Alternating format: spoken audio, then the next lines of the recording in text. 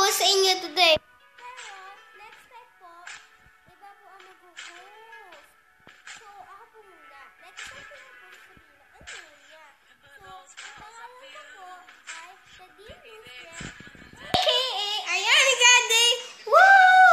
So, ang guest po natin for today is the perfectly, awesomely pretty.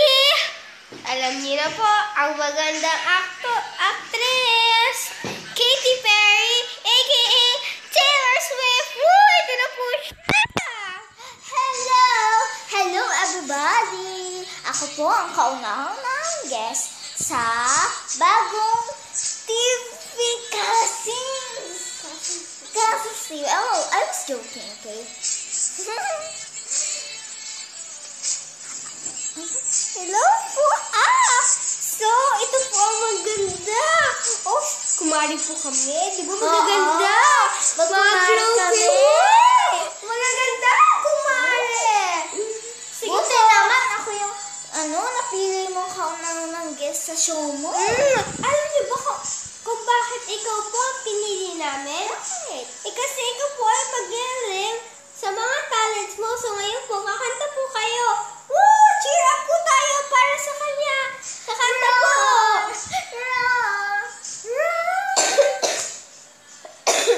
Sorry po. Excuse me po.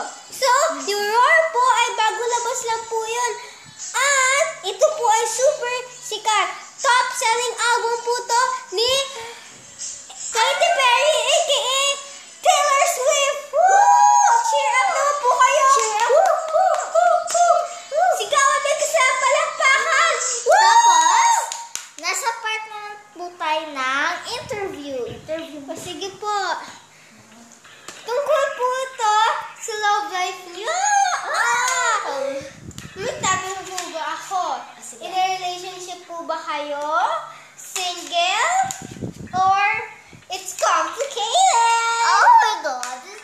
Actually, I'm so single, but May soon po ba? May thief dito sa puso ng I love Hong Kong. Joke, may thief po sa puso nito. actually, Woo! hindi naman po ako mag-boyfriend dahil dati po kasi nagkaroon po ako ng boyfriend. Kaya lang po, alam niyo na po, ayoko na po pag-usapan. Oh, it's complicated! Okay po! Okay. What is the next Ngayon po, question? the next question po is, sabi niyo po, gusto niyo po sumali sa Binibini Pilipinas pageant. Actually, I changed my mind. Bakit po? Napakaganda yung opportunity ko naman po yun. Kasi, oh my God, I can take this. Tapos, kasi, yung judges do sa sasabihin ko is, yung, alam niyo na, yung dati ko po, yung ex ko. Oh, so sad. Oh, next question please. Kasama rin pala po ito sa love life niya. Nakakinig po Oh my diba? God! Sino po ba yung ex nyo na... Tinataguan nyo? Sino po ba nakakinig naman? Sorry. Oh my God. Basta. It's okay, it's okay. Okay, next question.